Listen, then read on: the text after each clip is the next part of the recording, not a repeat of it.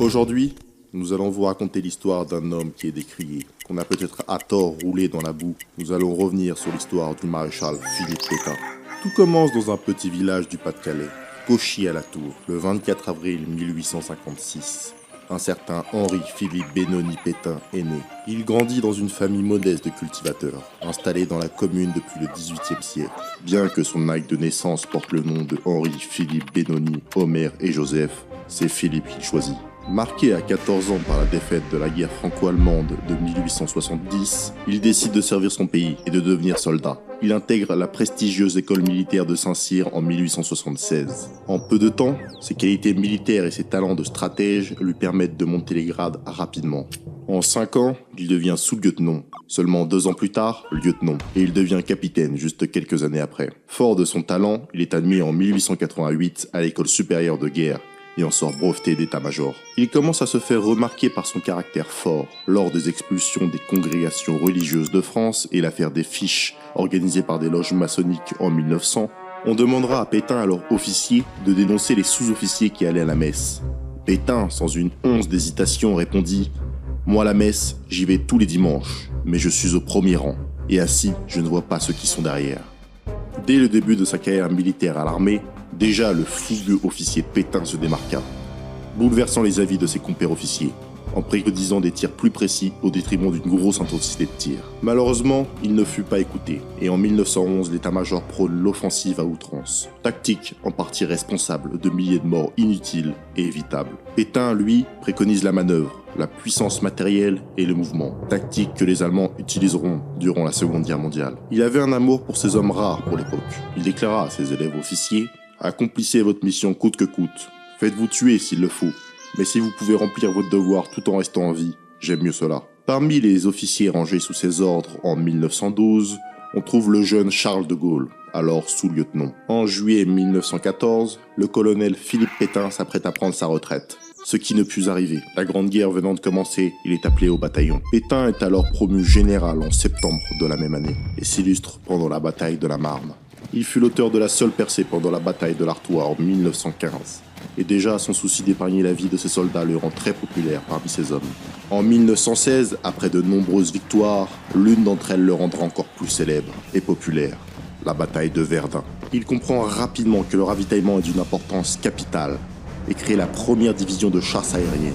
Il fait soigner ses hommes et les fait relever régulièrement. Le général Pétain s'oppose rapidement au commandant en chef des armées, le général Nivelle. Nivelle, connu pour envoyer ses hommes comme de la chair à canon sans scrupules, dont la stratégie était l'offensive à outrance, dans le but de fatiguer les troupes adverses. Stratégie criminelle, soutenue jusqu'en avril 1917. Et effectivement, Nivelle fait massacrer inutilement 100 000 hommes en une seule semaine, dans la bataille du Chemin des Dames. Cela a eu pour conséquence une mutinerie des soldats. Nivelle fut finalement limogé. Il ne sera jamais jugé pour ses choix désastreux. Le général Pétain lui succède donc, au vu de sa grande popularité à Verdun et sa prise de position visant à limiter les pertes. Son aura et sa stratégie lui permettent de devenir un commandant en chef des armées. Bouleversement dans l'armée française. Du jour au lendemain, il améliore les conditions de vie des soldats français en accordant plus de permissions et en mettant un terme aux offensives mal préparées et suicidaires. Il limite l'exécution des mutins malgré les exigences des politiques. Ces méthodes permettent aux soldats français de reprendre des forces. Et il lance des offensives plus calculées et toutes victorieuses. Il gagne face aux Allemands lors de la deuxième bataille de Verdun en août 1917. Il reprend la crête du Chemin des Dames lors de la bataille de Malmaison en octobre 1917. Crête alors réputée imprenable. Après la guerre et la victoire de la France à son palmarès, le général Pétain devint maréchal de France. En novembre 1918, la légende était née. Note importante, pour ceux qui pourraient le traiter aujourd'hui d'antisémite, le maréchal signe en 1919 une pétition demandant de venir au secours des masses juives opprimées en Europe orientale. Pendant l'entre-deux-guerres, il s'oppose à la construction de fortifications défensives à l'Est, préconisant au contraire la constitution d'un puissant corps de bataille mécanisé, capable de mouvements rapides et d'une force aérienne puissante et indépendante, technique copiée par les Allemands ensuite. La coûteuse ligne Maginot fut tout de même créée. Pétain, quant à lui, resta sceptique quant à la réelle efficacité de cette fortification. Le peuple aimait Pétain. Rare était une maison sans le portrait du maréchal de France. D'après les médias de l'époque, si Pétain s'était présenté aux élections présidentielles, au moins 95% des Français auraient voté pour lui. Mais Pétain n'a jamais voulu du pouvoir. Ce n'était pas sa tasse de thé. Il eut tout de même quelques fonctions. Le maréchal fut nommé ministre de guerre un court moment, en 1934. Mais le manque de moyens et la mollasserie du gouvernement de l'époque bloquent ses projets de défense de la nation. Il rentra l'année suivante au Conseil supérieur de guerre. Hitler, rentrant au pouvoir l'année passée, lui qui relançait son pays très ardemment vers une renaissance économique et militaire, la France ne pouvait plus écarter le risque d'une guerre. Le maréchal soutient encore sa tactique de guerre offensive auprès du Conseil et déclara « Il est indispensable que la France possède une couverture rapide, puissante, à base d'avions et de chars. » Mais le gouvernement n'en fit rien et continuait à soutenir la ligne Maginot. Le maréchal prévint à maintes reprises le Conseil qu'une nouvelle guerre contre l'Allemagne serait perdue d'avance si la France ne fournissait pas le même effort militaire et moral que son voisin. En 1939, peu avant la guerre, le gouvernement, fatigué des remarques du maréchal, choisit par la voix du très radical Édouard Daladier de s'en séparer en l'envoyant comme ambassadeur en Espagne. Il s'agissait tout de même d'un travail complexe. Effectivement, les relations entre la France de gauche et l'Espagne nationaliste, nouvellement au pouvoir, n'étaient pas à leur meilleur. Effectivement, la France, sous un gouvernement de gauche, espérait davantage la victoire de l'opposition espagnole. Ayant fourni des armes et du matériel au camp des républicains communistes anti-franco pendant la guerre d'Espagne, Pétain, encore une fois, avait été envoyé au front, arrivant dans un pays où la France fut à ce moment effectivement très mal vue d'une grande partie des Espagnols. Pétain n'a pu rencontrer Franco qu'un mois après son arrivée, avec un accueil glacial et peu cordial. Le désormais ambassadeur Pétain raconta que quand il marchait dans la rue, les locaux lui tournaient le dos et crachaient devant lui. Mais en quelques mois, le maréchal s'avéra aussi bon diplomate que soldat, et réussit non sans mal à redorer le blason de la France auprès de l'Espagne. Faisant le tour du pays pour rencontrer le peuple, leur offrir divers cadeaux, dont des paquets de cigarettes sur lesquels était inscrit « Souvenir du maréchal Pétain ». Il envoya, par la même occasion, des bouteilles de champagne aux notables de Madrid. Le maréchal ne chôma pas, et au fil du temps, il fut apprécié de la populace espagnole et du gouvernement de Franco. La stratégie de Pétain, qui pourtant n'était pas en accord avec les franquistes, empêcha selon toute vraisemblance une invasion revancharde espagnole dans le sud, et une prise en étau lors de l'invasion allemande, ce qui a très probablement épargné la vie à des millions de Français. Quand la Seconde Guerre mondiale éclata, le gouvernement français, dès la première semaine de la débâcle, pris au coup et à l'aube de la défaite, supplia le maréchal de revenir en France et dans le gouvernement, pour remonter le moral du peuple français, chez qui le maréchal était toujours très apprécié, bien plus que tout autre homme politique de l'époque, qui était chacun aussi méprisable que ceux de nos jours. Pétain refusa à maintes reprises, répétant qu'il ne voulait pas rentrer dans cette folie destructrice et que la défaite serait inévitable, comme il les avait prévenus quelques années auparavant.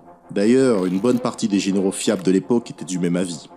Gamelin lui-même était par le passé allé en Allemagne pour observer l'aviation nazie et avait déclaré, en revenant en France, que la France ne tiendrait pas 15 jours.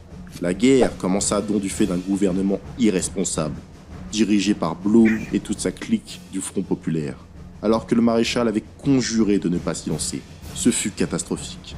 Les Allemands envahirent la France en quelques semaines, au pied et à la barbe de la quasi inutile ligne Maginot. Ce fut une débâcle sans précédent. Quand la situation fut désastreuse et le peuple au plus bas, le maréchal Pétain, alors âgé de 84 ans, accepta finalement l'appel des Français, pensant que son implication dans l'effort de guerre aiderait le moral de la nation. Les Espagnols et Franco, qui avaient appris à aimer Pétain, lui diront « Vous êtes le vainqueur de Verdun. N'associez pas votre nom à la défaite que d'autres ont subie. » Mais Pétain, patriote, répondit « Je sais, mais ma patrie m'appelle, et je me dois à elle. Peut-être est-ce cela le dernier service que je pourrais lui rendre. » Sur ces mots, il s'en alla pour se jeter dans la gueule du loup. Il rentra comme président du Conseil et créa un gouvernement provisoire en 3 heures pour essayer de sauver les meubles. De Gaulle, très déçu de ne pas être nommé à un ministère par Pétain, profite d'un avion envoyé à Londres pour fuir, alors que la guerre n'était pas encore terminée. Mais après quelques revers sur les champs de bataille, et malgré les combats héroïques menés par les Français, la guerre était déjà perdue. Finalement, avec grande tristesse et approuvé par le Conseil des ministres, l'armistice est signé. Mais, tout calcul fait, ce fut le choix le plus judicieux pour la France, qui pouvait conserver sa flotte et son aviation, mais devait laisser occuper la moitié de son territoire. Une aubaine pour la France déjà à genoux, qui évite des millions de morts inutiles et une occupation totale, et inévitablement une capitulation sans condition. Le maréchal, qui même chez les adversaires était très respecté, fut accueilli dignement et avec respect par Hitler, lors de la signature de l'armistice. Pétain y déclara dans son discours « Je fais à la France le don de ma personne pour atténuer son malheur. J'étais avec vous dans les jours glorieux, je suis et je resterai avec vous dans les jours sombres. » Pétain représentait dorénavant la France abattue. Mais ce qui avait vraiment abattu la France, c'était la fuite en avant des politiciens du Front populaire, qui, probablement pour leur cote de popularité, avaient préféré sous-estimer la menace allemande en gardant l'image d'une France victorieuse de la DDR, plutôt qu'une France de nouveau menacée par l'Allemagne. Le 29 juin, le gouvernement de Pétain quitte Bordeaux et s'installe à Vichy. La loi du 10 juillet 1940, par un vote des deux assemblées, 569 voix pour, 80 voix contre et 17 abstentions, confie au maréchal Pétain la charge de chef de l'État, avec les pleins pouvoirs. Ils ont quasiment tous voté pour Pétain pour sauver leurs arrières. On verra la lâcheté inouïe de ces politiciens qui en 1945 retomberont sur leurs pattes corrompues pour retourner au pouvoir, blâmant Pétain d'avoir abandonné la France si facilement aux Allemands. Peu après l'armistice, la France, sonnée par cette défaite cuisante, essaya de s'en remettre au maréchal comme investigateur du patriotisme français. Les Français, abandonnés de tous, seuls face à leur malheur, sont, sous peu, trahis par les Anglais, soutenus par De Gaulle, jugés à ce moment-là comme traîtres et déserteurs. Les Anglais détruisirent la flotte française dans l'attaque de Mer el-Kébir, ce qui tua 1300 loyaux marins français et bombardèrent leurs funérailles quelques jours plus tard. Plusieurs amiraux et généraux français étaient favorables à une déclaration de guerre contre l'Angleterre, justifiée par ces attaques meurtrières qui affaiblirent encore plus les forces françaises et diminuant encore plus leur espoir de reprendre le pays eux-mêmes. Mais le maréchal refusa, en leur déclarant « Une défaite suffit ». Il coupa tout de même les relations diplomatiques avec l'Angleterre. Les Anglais, qui avaient poussé la France sournoisement dans la guerre et qui n'avaient pas suivi leurs engagements, abandonnant la France dès le début, étaient maintenant devenus ceux qui tuaient les Français. En effet, plus de Français civils et militaires sont morts sous la main des Anglais que celle de l'Allemagne nazie durant la Seconde Guerre mondiale. Étonnant, n'est-ce pas ? Écoutez la suite. Le maréchal est souvent critiqué injustement contre sa soi-disant inaction face aux Allemands. Pourtant, le 20 septembre 1940, le maréchal confia à Louis Rougier qu'il avait envoyé le général Weygand en Afrique du Nord, avec tout pouvoir, loin des orages du Conseil des ministres et loin des yeux des Allemands. Sa mission serait de sauvegarder l'Afrique du Nord et de former une armée capable de la défendre et qu'un jour cette armée nous servirait, mais il est encore beaucoup trop tôt. Il faut aussi mettre en perspective la diabolisation de Pétain concernant les déportations de Juifs sous le régime de Vichy. En effet, sous le gouvernement du Front populaire, en France, avant la guerre, il y avait eu 48 camps de concentration remplis de Juifs apatrides qui avaient été arrêtés alors que la guerre n'avait même pas encore commencé en Pologne. Le gouvernement avait déjà lancé une rafle géante à travers toute la France, notamment dans le camp de Gurs. Pétain essaya d'en libérer un maximum. Jusqu'à 2/3 des camps furent libérés de leurs prisonniers apatrides sous Vichy. Pétain ne livre aucun juif à l'Allemagne pendant 2 ans, pas avant l'opération Barbarossa et l'invasion de l'URSS. Effectivement, Pétain s'était engagé à pacifier la France auprès des Allemands, mais des juifs apatrides et des communistes réalisèrent des attentats contre les Allemands dans toute la France. L'armée juive assassina plus de 1000 soldats allemands et faisait dérailler des trains de ravitaillement allemands.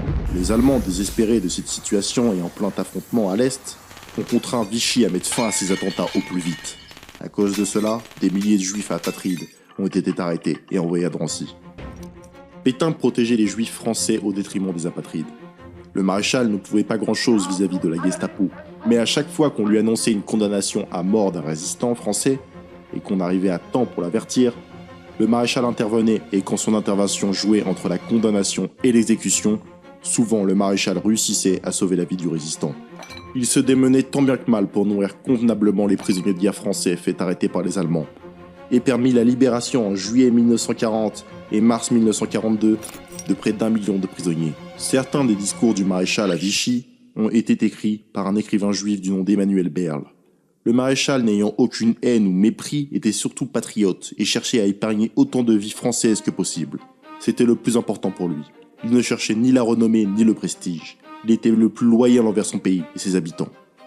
Léon Blum, politicien juif, déclara avant la guerre que le maréchal Pétain était le plus noble, le plus humain de nos chefs militaires. Le maréchal, emmené de force en captivité lors de la débâcle allemande le 20 août 1944, fut interné au château de Sigmaringen. Lorsqu'il apprit que le gouvernement provisoire engageait à son encontre un procès par contumace, il demanda au gouvernement du Reich de le laisser rejoindre la France pour défendre son honneur. Dans la confusion entraînée par la débâcle allemande, cédant aux demandes insistantes du maréchal Pétain, les autorités allemandes chargées de sa surveillance le conduisirent en Suisse le 24 avril 1945. En dépit des fortes pressions exercées sur lui-même et sur le gouvernement suisse par le gouvernement français, le maréchal se présenta volontairement devant la justice de son pays. Le maréchal, le grand héros français du XXe siècle, fut arrêté. Précipité dans un procès malhonnête à 89 ans. Sans honneur ni respect, des dizaines de politiciens ayant jeté la France dans cette guerre perdue d'avance ont condamné le maréchal à la peine de mort. Mais à l'égard de son très grand âge et de sa santé, le maréchal Pétain fut emprisonné à perpétuité sur l'île-Dieu, dans des conditions déplorables. Il y mourut en 1951, à l'âge de 95 ans. Monsieur le maréchal, pardonnez à la France.